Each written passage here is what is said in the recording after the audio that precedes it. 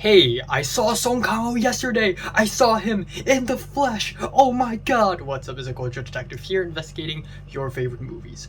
And today, and yesterday, I went to one of the events organized by Hong Kong Asian Film Festival, and that is the Song Kang-ho Masterclass, and I got to see the guy in person, which is really cool. And I think I'm going to make a video on it very soon, for my Cantonese channel, not this one. If you don't understand Cantonese, joke's on you. Because today I'm going to be doing a movie review on the new Hong Kong horror film Back Home, or in Cantonese it's called 七月返歸, which literally means July return.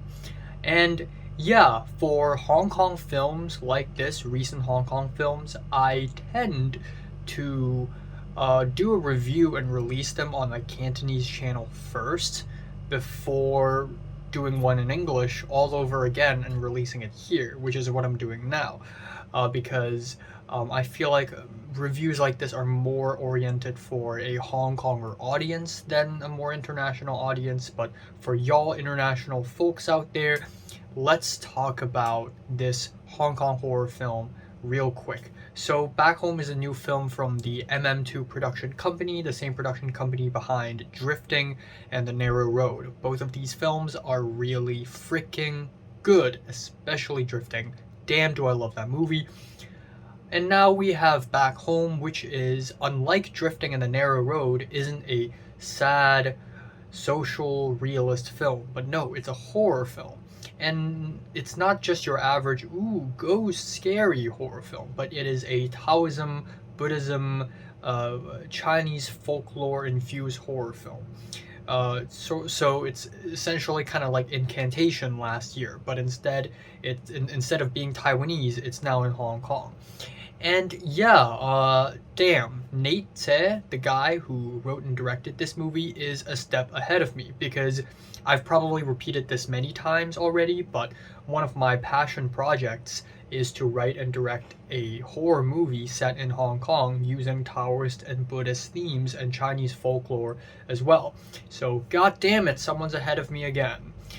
And this movie really piqued my curiosity because Hong Kong does not have a lot of good horror films at all, and so it's really cool to see more directors explore horror. I think it's very admirable. Now, Nate Tse, the writer-director of this film, really tried his absolute freaking best to make this movie as unique to Hong Kong culture and the Hong Kong experience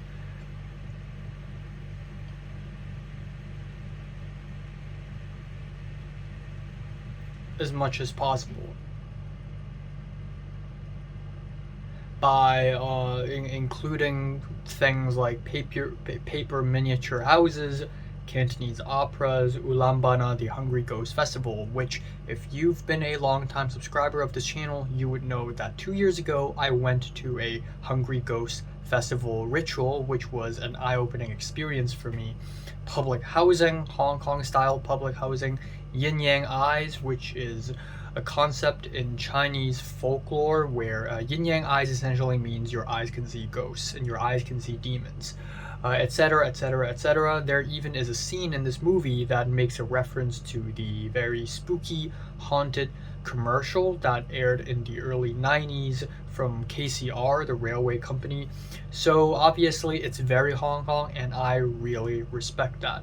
Another thing is, I went into this movie thinking that it's going to be absolute garbage, and it's not. It's actually scarier than expected. There are several very effective scares in this film. And also, I need to point out that this is like, I don't go to the cinemas to watch horror films that much. In fact, I think this is the first time I've ever watched a horror film in a cinema. And so I can't like pause the movie or anything. So a lot of the scares might have been less effective on the laptop, but because I watched it on a big screen where I can't pause it, it's actually a lot more immersive for me. So that's really cool. And there are a lot of jump scares in this movie, which is like the lowest in the scale of scare methods. Not a big fan of jump scares, but some of them are really effective, so there's that. But I think that's as far as the pros go, because now we enter the cons of this movie. First of all, this movie copied Hereditary. That's just the truth. I'm sorry. Everything about this movie, the 2-to-1 aspect ratio, the upside down shot where the camera is upside down and then it flips to front side up again, and then the day-night graphic match jump cut, people randomly catching on fire, and again miniature houses. Nate has copied Hereditary to a T and then gave it a Hong Kong twist. That is very freaking obvious. And Hereditary is a great film. And if I can copy any horror film, it would be Hereditary too. But damn, is it obvious in this movie. But Hereditary isn't the only film that Nate copies from. There's also a scene where it's literally the sunken place from Jordan Peele's Get Out. There's a scene where it's literally Martin Scorsese's Shutter Island with the woman saying, shh.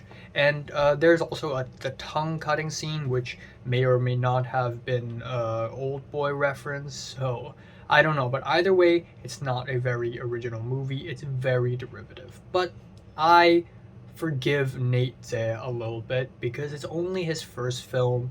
So, you know what? Fine. You know, if I have to make a first feature film, I would copy the shit out of a lot of other movies as well. So I understand that. On to the performances. The lead performance is from Anson Kong, who is one of the members from the boy band Mirror. His performance is not great. He's obviously not a very great actor. There are a lot of moments where he's supposed to look really scared. Instead, he just looks like he is high on cocaine. And that is fine too until the next scene, he's acting fine again. So there is a bit of inconsistency to how scared he is. Then we have the lead actress, Bai Ling, who gives a very amazing performance. She really gave her all. It's just a shame that the dialogue leaves a bit to be desired. They're not very well written.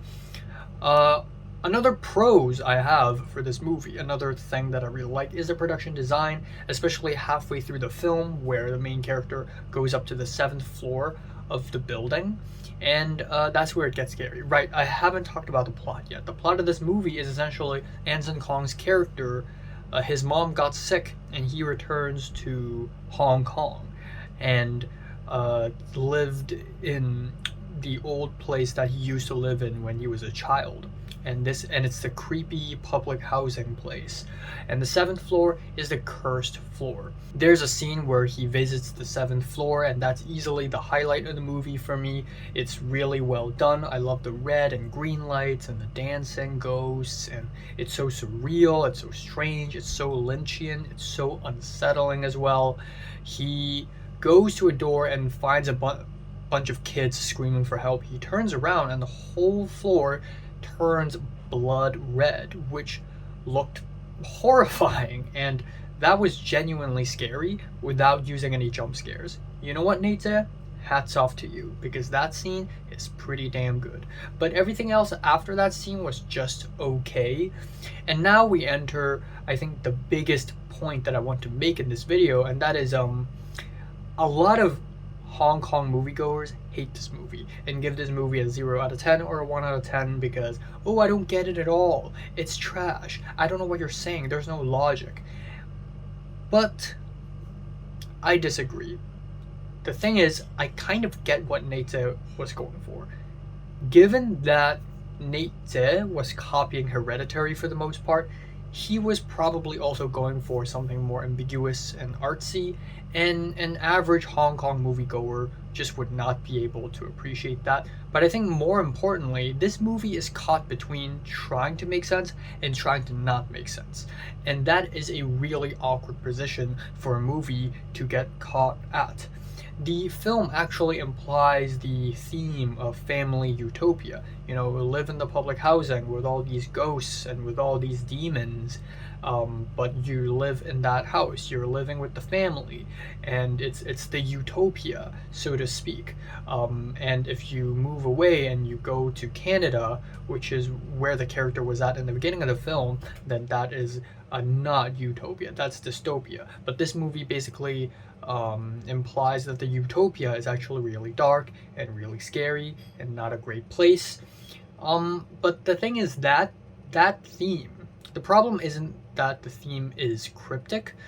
The problem is that Nietzsche isn't good at expressing the theme. Yeah, he's just not very good at it. I don't think he has grasped how to use the camera, editing, and music to express these themes secretly or in a very subtle way. And then there are a lot of scenes in this movie that feels like it's scary for the sake of being scary, like the scene where the girl randomly catches on fire. And that girl is like just a background character, not even supposed to be in the story. Also, there's a rape scene in the movie that does not add to anything at all. And I hate it when directors exploit female trauma just for the sake of it. So please don't do that. And a lot of these scenes don't tie into the central themes at all, and I feel like they're just there for shock value. Even if it does tie into the central themes, and I'm just too stupid to understand, it's just evident that Nietzsche isn't good enough at expressing those themes. But yeah, watching this movie makes me think that his writing process is essentially come up with a bunch of scary ideas, forcefully link them up together, and then make up a theme out of it. And also the protagonist isn't really motivated. Like for the first half of the film, the protagonist just walks around and gets scared by a bunch of ghosts. That's it. So yeah, a lot of very effective scares, a lot of good production design here and there that I really like. I love a good Hong Kong horror, but still has a lot of room for improvement.